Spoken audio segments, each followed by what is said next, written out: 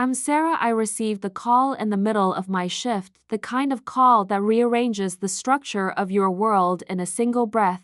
A voice on the other end told me my father was gone, that it had happened quietly in his sleep, no warning. No pain, they said, and I remember staring at the wall for a full minute before I answered with a thank you and hung up. My hands were steady, but everything inside me was splintering. I had been deployed for 2 years away from everything I knew. Away from him. I kept thinking I should have called more, written more, asked more. The guilt began its crawl through my spine, and I knew the flight home would feel like an eternity. When I landed, the sky looked smaller, the streets narrower, everything felt familiar but distant, like a memory wrapped in fog. My hometown had not changed much, but I had, and the weight of that difference settled on me like my uniform still crisp from base. As I walked through the cemetery gates, people turned their heads, some with sympathy, some with discomfort. I was the daughter who had left, the one who had chosen duty over presence, and now I was back standing in front of a casket, trying to make sense of the silence it left behind me. Family stood together,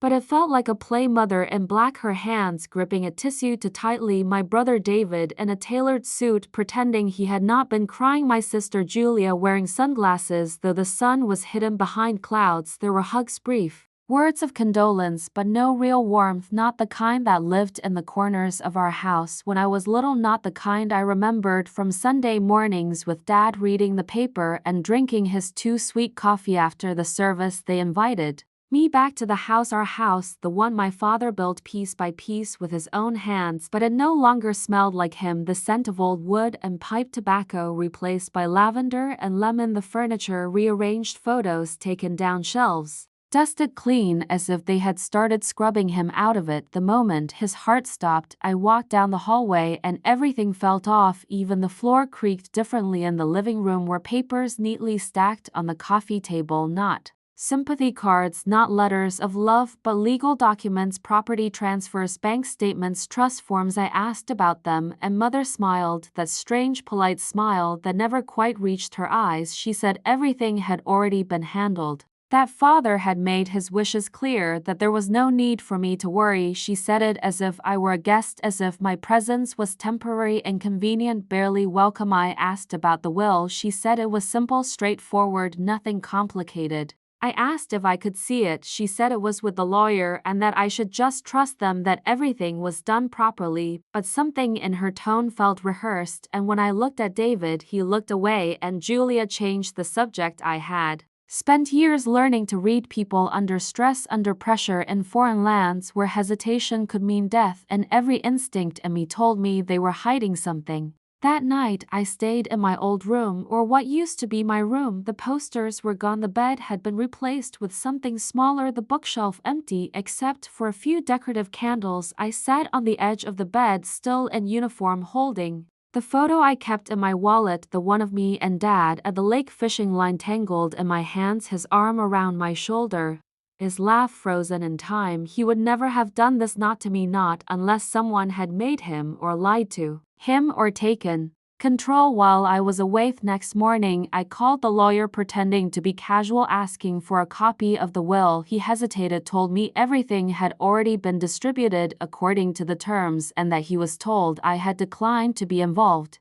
I asked him who told him that. There was silence, and then a mumbled mention of Julia. I thanked him, hung up, and stared at the wall for a long time, trying to calm the storm building inside me, because now it was no longer suspicion, it was fact. They had done something, and they had done it together. At breakfast, Julia acted like nothing was wrong, talking about a new renovation in the kitchen and how Mother was thinking of selling the vacation cabin. I asked if that was even hers to sell. She blinked, looked at David, and then laughed it off, said something about shared assets and how things were just easier this way, but I saw the flicker of panic in her eyes when she realized I wasn't going to stay quiet. I wasn't going to nod and smile and let them erase my. Began checking things quietly, slowly, methodically. Military training made me meticulous. I found bank statements buried in drawers showing transfers that made no sense, names I did not recognize, withdrawals to large Too fast. The cabin had already been sold months ago, the car too, my father's tools donated without asking, his books thrown out as trash, every trace of him dismantled with efficiency, and Carey visited his old lawyer, the one he trusted before he got sick and the new one took over. He looked surprised to see me, said he hadn't spoken to my father in months, that someone else had started handling things, that signatures had changed, that instructions had stopped. I asked him if he had a copy of an older will. He pulled it from a file cabinet, and I stared at it with hands that refused to shake because there was my name clear and present, listed as the sole heir executor of estate responsible for distribution and preservation of everything he had built. He had erased it, overwritten it, forged a new version, presented it as real, and used my absence to seal it all. They had counted on me staying quiet, on me not asking, not checking, on me being too loyal, too tired, too far away. But they had underestimated what that uniform meant to me. They had mistaken silence for weakness, distance for disinterest. I had fought for strangers in the desert, and now I would fight for my father here at home. They copied everything, every file, every email, every document I could get my hands on. I backed them up on drives and hid them in safe places. I made appointments with new lawyers, honest ones, discreet ones. I contacted a financial investigator, told them everything, and watched as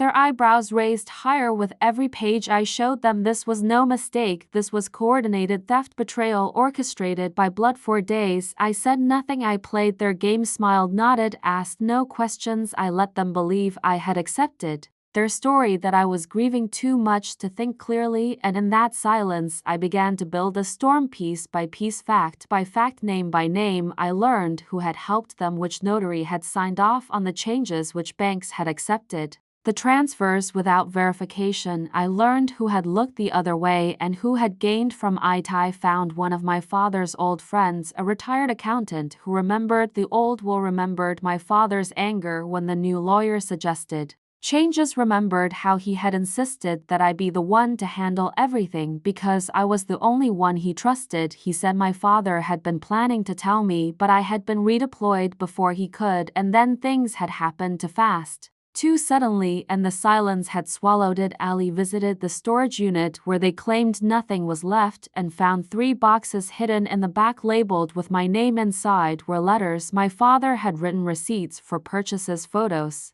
of us, timelines for financial plans, all of them pointing to me, all of them proof of his intent. And when I held them in my hands, something inside me hardened, not with sadness but with resolve. With the thought they had won, that grief would be enough to break me, but I had walked through fire for my country, and I would not let my own blood extinguish the memory of the man who raised me with honesty and care. They had chosen greed over love, and they would answer for that, not in whispers, not in private, not in polite apologies, but in front of everyone, where the truth could not be buried. Next to Himi stood in my father's workshop that night alone, listening to the sound of nothing, remembering the hum of his radio, the scrape of wood against wood, the smell of oil and earth, and I promised him I would make this right, not just for me, but for him, for every lesson he ever taught me, for every quiet moment we shared. And I knew this was only the beginning. I had the truth, I had the strength, and soon I would have justice.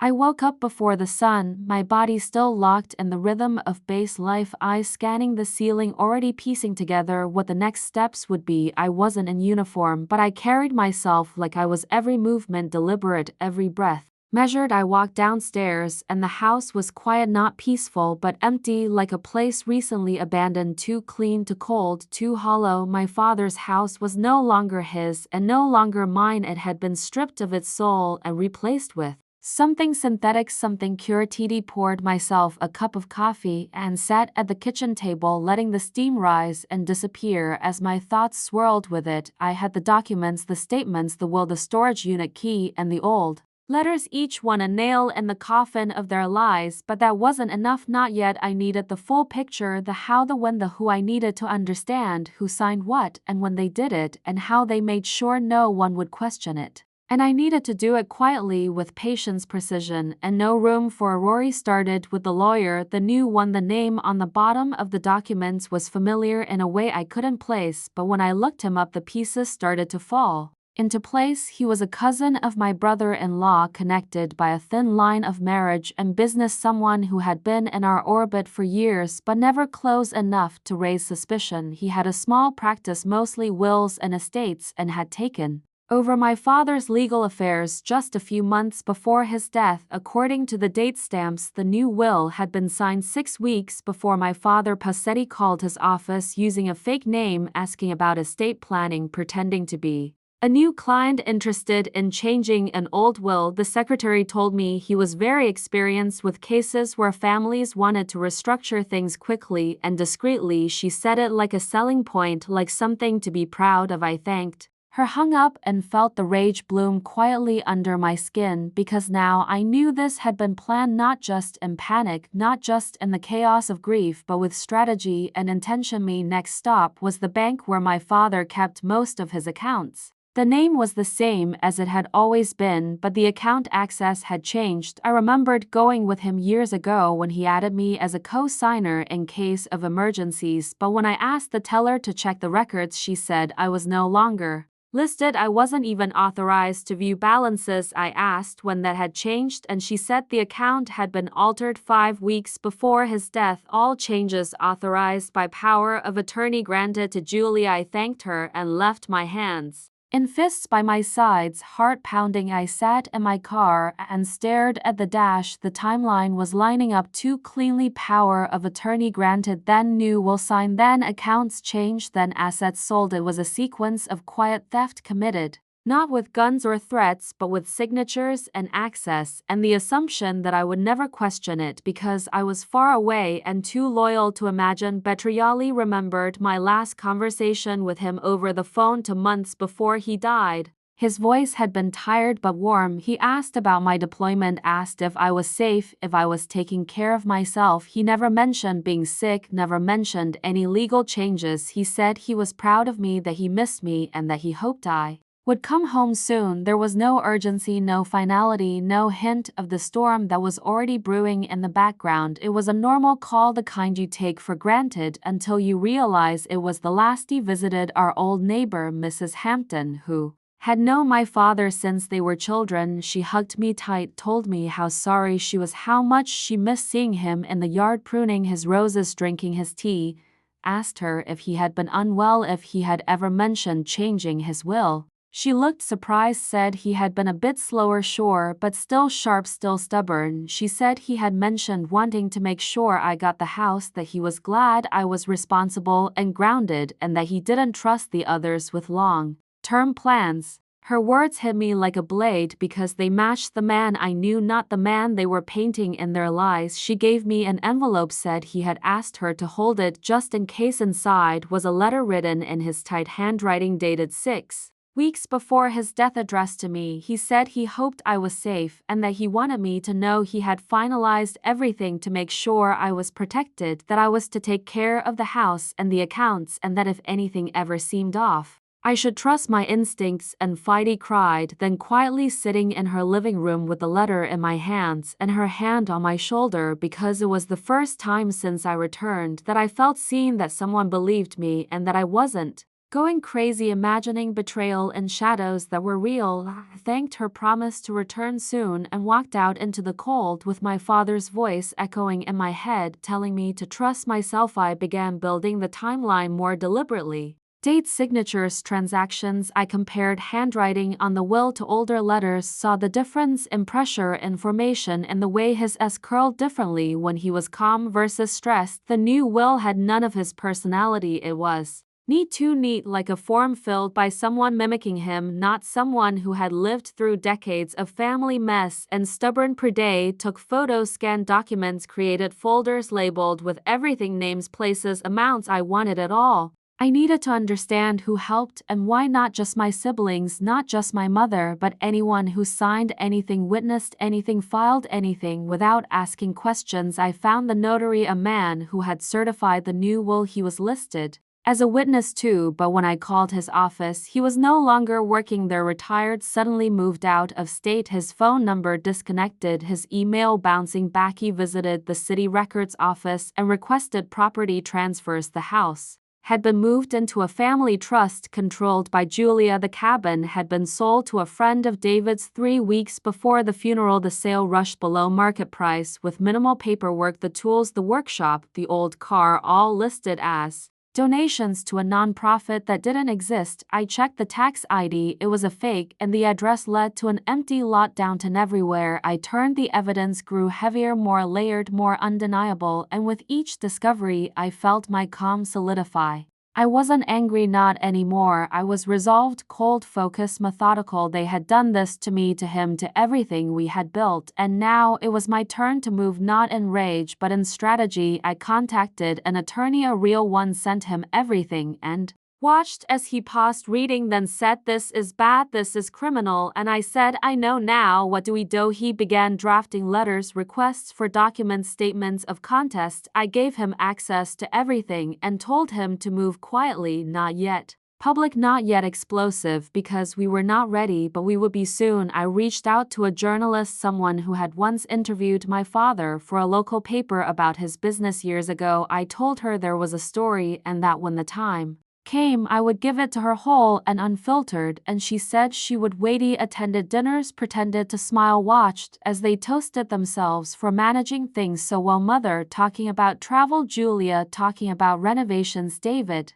talking about investments, and I sat there with their words circling like smoke, letting them believe I was healing, that I was done, asking that I was moving on. I let them believe I had been broken because that made me invisible, and invisibility is Poeri returned to the storage unit again with gloves and a flashlight, found another box hidden beneath old paint cans, receipts, letters, documents, my father's notes on investments, plans, his dreams for retirement, the way he wanted to split things, his concerns about David's gambling, Julia's impulsiveness, mother's spending habits. He had seen it all and he had trusted me to keep it together. He had put it all in writing and they had buried it with him, not underground but beneath greed and ink. He found a thumb drive taped under the drawer of his old desk, filled with audio files, recordings of conversations, phone calls, meetings he had with the lawyer, with the bank, with Julia, some of them tense, some of them calm, but all of them damning. And I sat there in the dark with headphones, listening to my father's voice again and again as he tried to protect me, even when I was far away, even when he knew they were circling like vultures. When I emerged from that unit, I was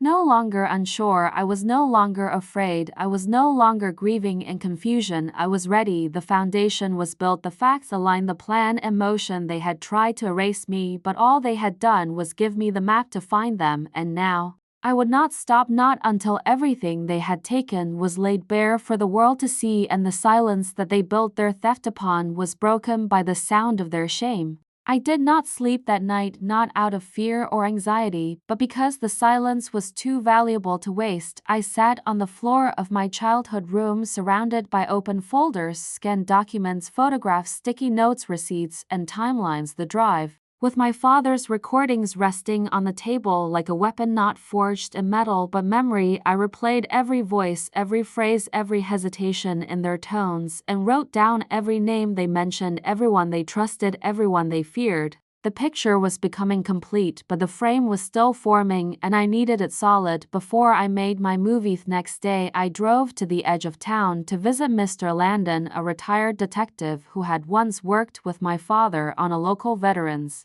initiative. He had always liked my father, said he was one of the last good ones. When I knocked on his door and he saw me in plain clothes, not uniform, not armor, just his old friend's daughter, his face shifted from confusion to concern. I told him I needed help, not legal, not official, just clarity and memory, and maybe someone who remembered how to follow trails that no one wanted followed. Spent hours talking. I showed him copies, not originals, told him enough but not everything, and asked if any of the names sounded familiar. When I said the lawyer's name, he paused, said he remembered an investigation years ago, tax issues, document tampering, never convicted, but suspected, the kind of man who kept his crimes quiet behind polished smiles and correct grammar. He said if that man was involved, then I was right to dig, and I was right to keep it quiet for now. He asked about David's friend who bought the cabin. Mr. Landon made a call to someone at County Records who owed him a favor, and within minutes I had confirmation the buyer was a shell name of fake registered under a business tied to a firm my brother had briefly interned at years ago. The pieces were so perfectly placed, it was almost artful, almost elegant. If it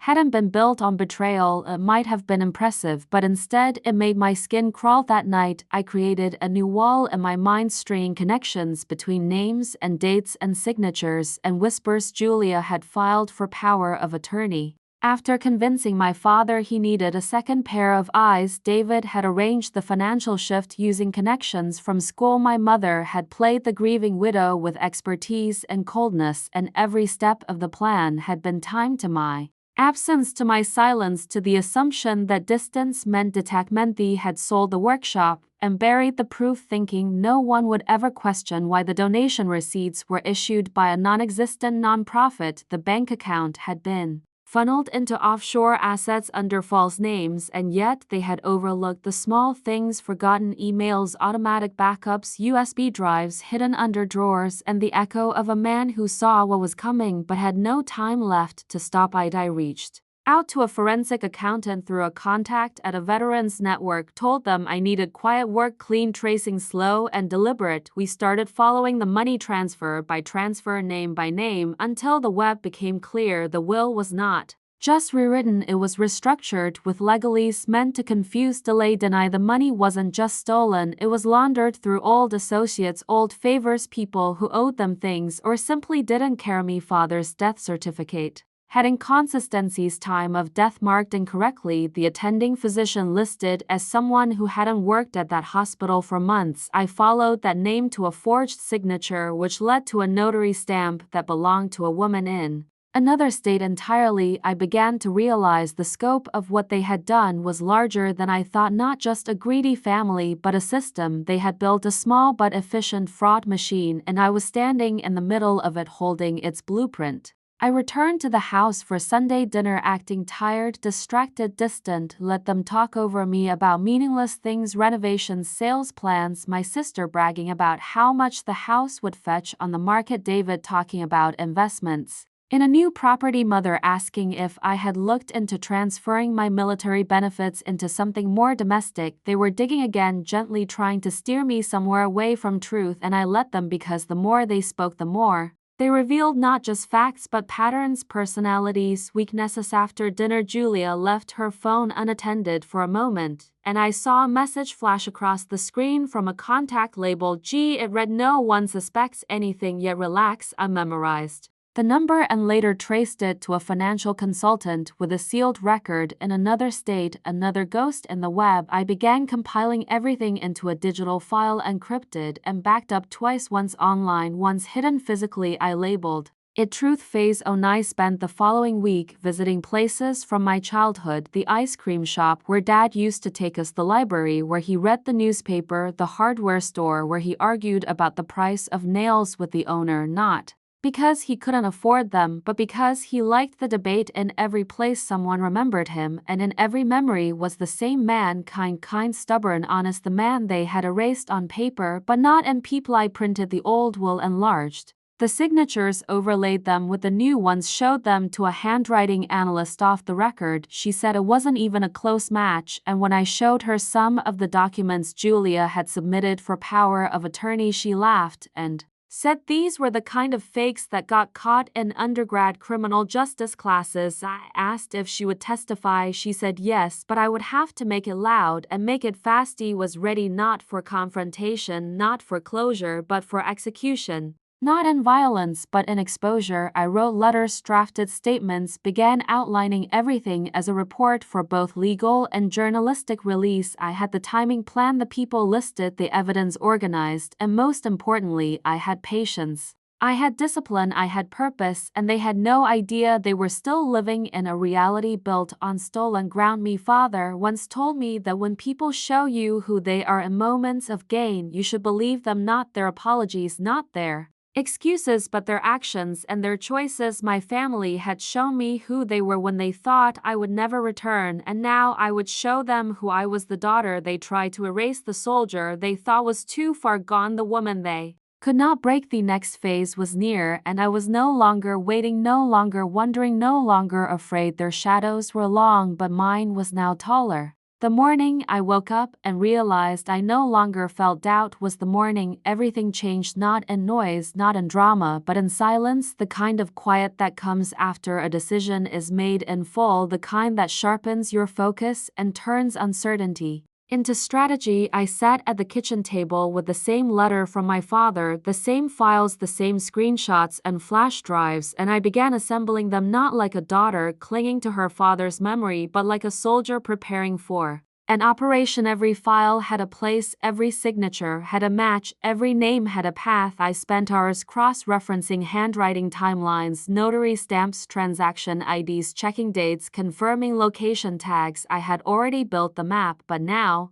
I was building the case. I printed everything on neutral paper, laid it out like puzzle pieces, and highlighted every inconsistency, every forged signature, every conflicting document. And when I finished, I made 3 physical copies and 2 encrypted digital backups, one for legal action, one for public release. He met with the lawyer again, this time in person, and he sat quietly flipping through the stack, his brow tightening line by line, and when he was done, he looked at me and said, "This is bigger than one. Well, this is a conspiracy." And I said, "I know." And then I told him I didn't just want the assets returned, I wanted every name involved exposed. I didn't want silence, I wanted consequences, and not in whispers. I wanted it all in headlines and courtrooms and bank records. I wanted to take back more than what they stole. I wanted to take away the illusion that they would never be caught. We began drafting the suit, not a quiet dispute, but a full civil action with criminal referrals included.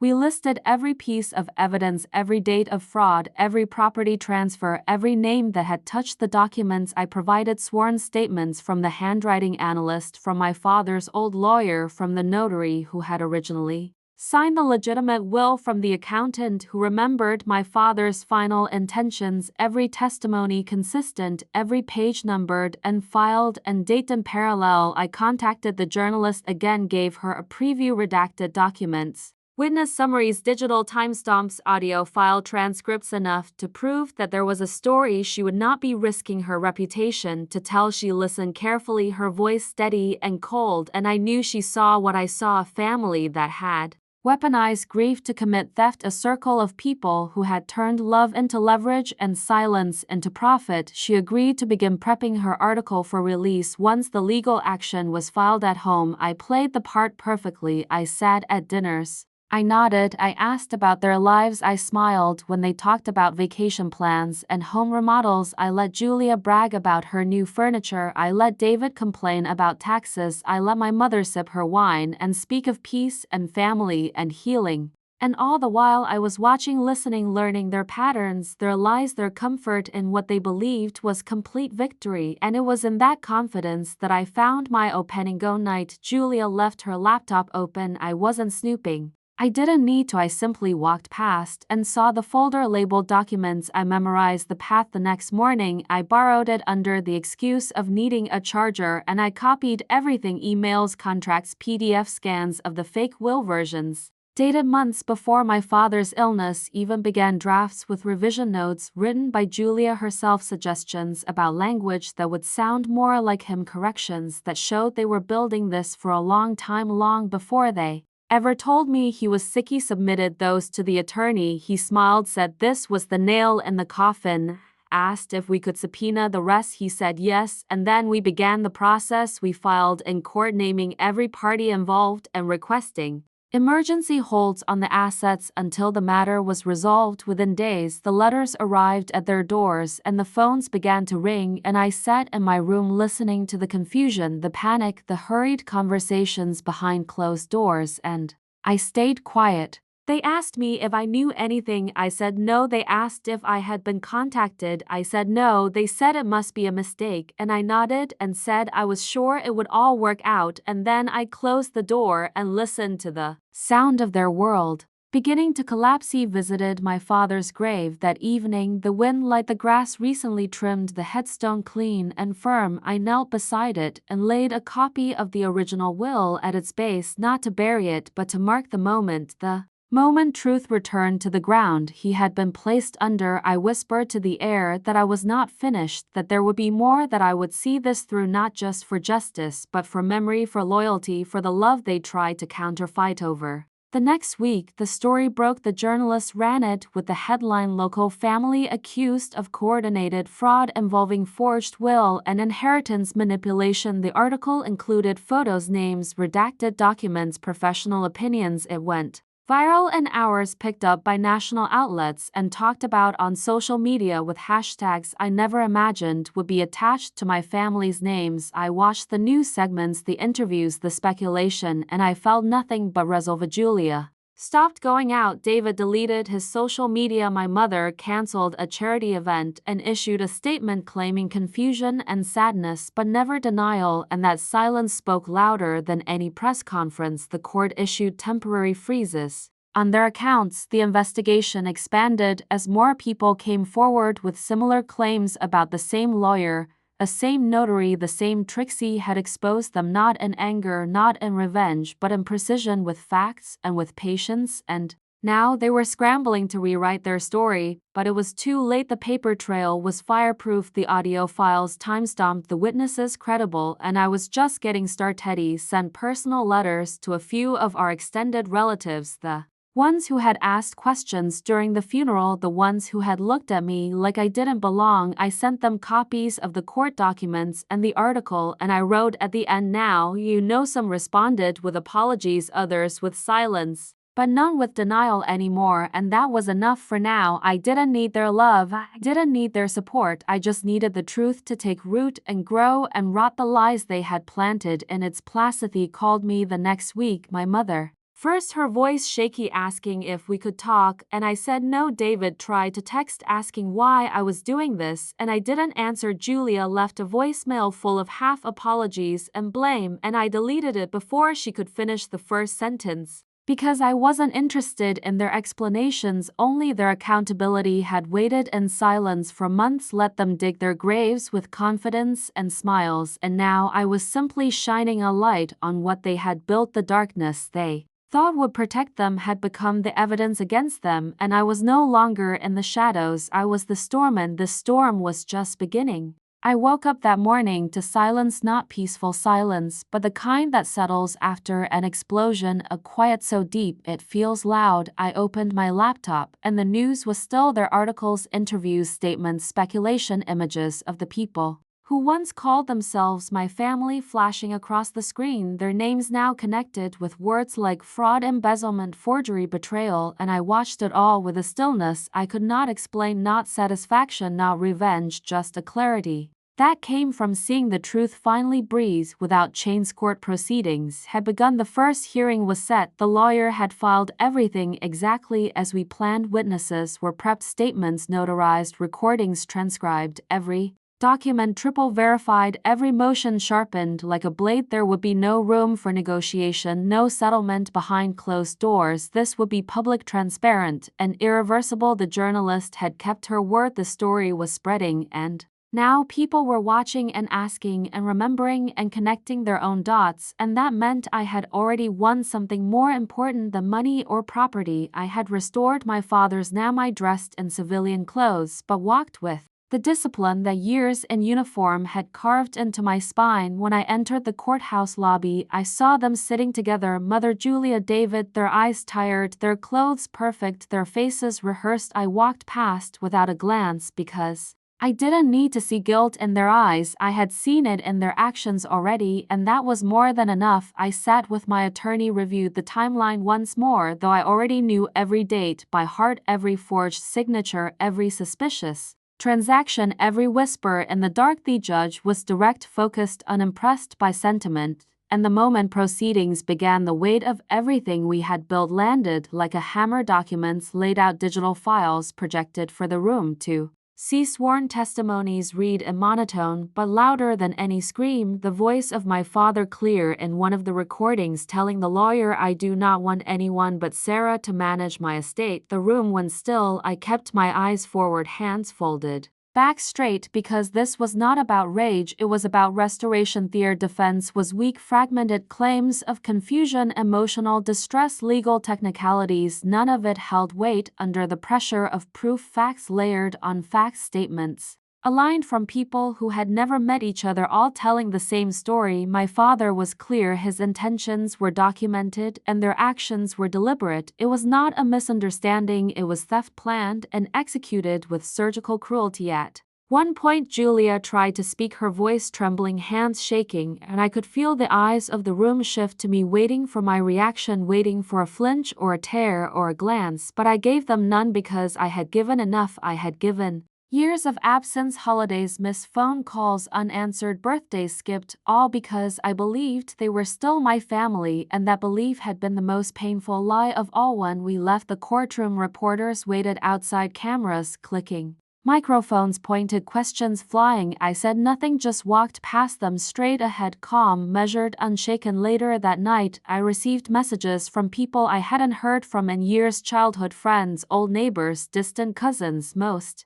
of them offering apologies, some offering support, a few admitting they had always suspected something was wrong but didn't know how to say it or who to say it to, and I responded to none of them because this wasn't their burden, this was mine. And mine. Alana returned to my hotel room, closed the door behind me, and sat in the dark, letting the weight of the day press down like armor. It was not over, not yet. The trial would continue, more hearings, more evidence, more unraveling of the lies they had built, but the turning point had passed, the part where the tide shifts, where the hunter becomes the shadow they fear, and I had crossed it, not with fire but with patience and truth. In the days that followed, their world began to shrink. Julia lost her position at the firm, David's accounts were frozen, mother's social circle fractured overnight, their names removed from committees, invitations quietly withdrawn, smiles turned to whispers and silence, because people may not care about the truth, but they cared deeply about being near a scandal, and now scandal clung to them like smoke. They reached out again, this time through lawyers, asking for resolution, asking to settle to avoid more damage to their reputation, to their careers,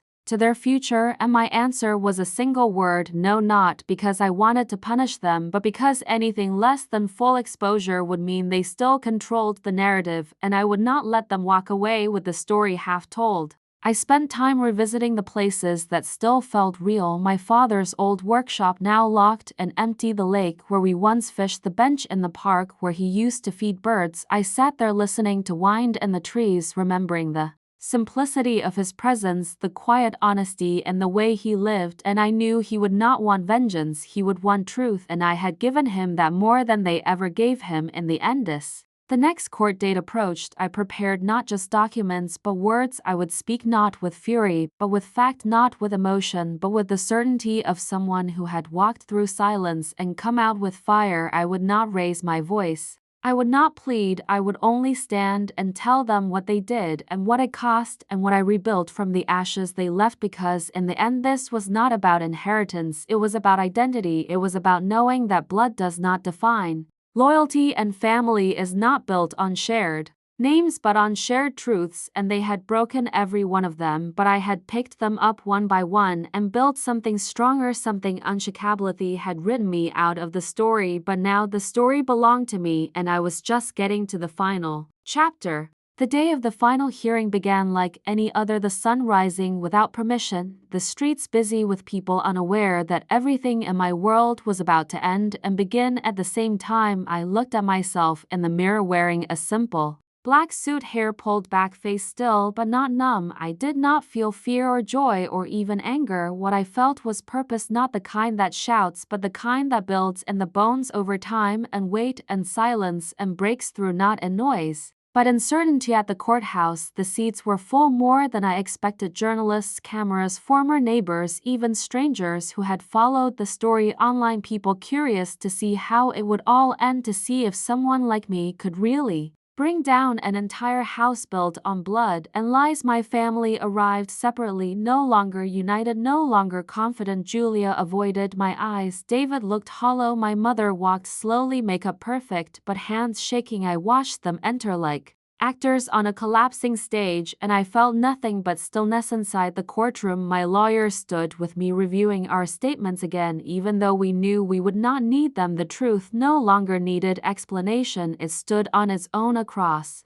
hundreds of pages, dozens of recordings, statements, signatures, digital trails, all pointing in one direction. They had conspired, they had stolen, they had silenced, and now they would answer. The judge entered and silence fell like a curtain. His voice was clear, calm, final. He read the findings methodically, fact by fact, document by document.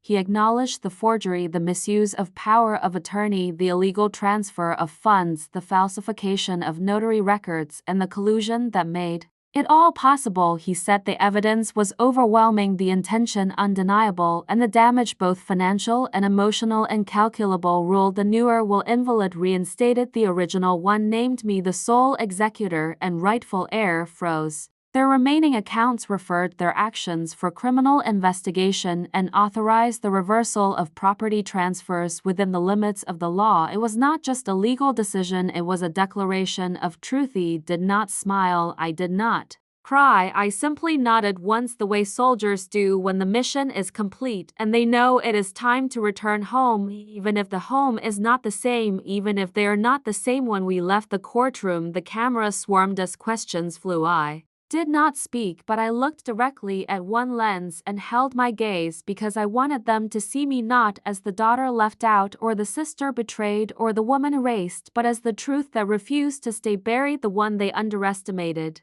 the one they could not silence. Me mother left the courthouse with her head down. Julia left in tears. David pushed past the crowd and disappeared. I watched them go one by one, fading into the noise, and I felt no satisfaction, only release, because this was never about revenge, it was about restoration, about making something right in a world where people like them counted on others staying quiet. Next few weeks were a blur, meetings, filings, follow-ups, interviews, letters from people who said my story gave them courage, others who said it made them weep, some who said nothing but sent flowers or cards or small notes of gratitude, and I read every single one of them because they reminded me that silence is never truly empty, it is just waiting to be filled by someone who refuses to accept. Lisi went back to the house, not the one they had taken over, but the cabin, the one that meant something to him, to me. I stood at the edge of the lake, holding the original deed in my hand, the one with his signature, the one they tried to erase, and I looked at the reflection in the water, not to see myself, but to see the memory of who I was before all of this and the woman I had become after. I reopened the workshop piece by piece, cleaned the dust, opened the windows, let in the air and the light. I put his tools back on the wall in the order he always kept them. I found one of his old jackets still hanging by the door, and I wore it as I sat in his chair, surrounded by the smell of wood and oil and time, and I felt him there, not in ghost, not in pain, but in presence. Court ordered them to pay restitution. Their careers were ruined, their reputations broken, and their names now attached forever to a legacy of greed. But I did not watch their fall, I did not follow their suffering, because I had no interest in their pain. Only in my PC started writing, not to publish, but to remember, to preserve the story, not for others, but for myself, so that I would never forget the silence, the doubt, the pain, and the choice to stand and speak and fight, because that is what matters, not the fall of liars, but the rise of truth. He kept one copy of the original will in my bag, not because I needed proof anymore, but because it reminded me of what love looks like when it is real, when it is written in action and protected even in dead hand. When people ask me now if I ever forgave them, I say nothing, because forgiveness is not a gift, it is a process, and I am still walking it, not for them, but for myself, for the little girl who used to sit beside her father in the yard listening to his stories, for the woman who stood alone against the people who once called her family, and for the soldier who learned that some battles are fought without weapons but with truth. They took everything they could, but they forgot one thing. They forgot who I was, they forgot what he taught me, and now everyone knows, because I did not break. I rose, and I will never be silent again. Thank you for listening to my story with me. Don't forget to follow and subscribe for more revenge, scam, and betrayal stories.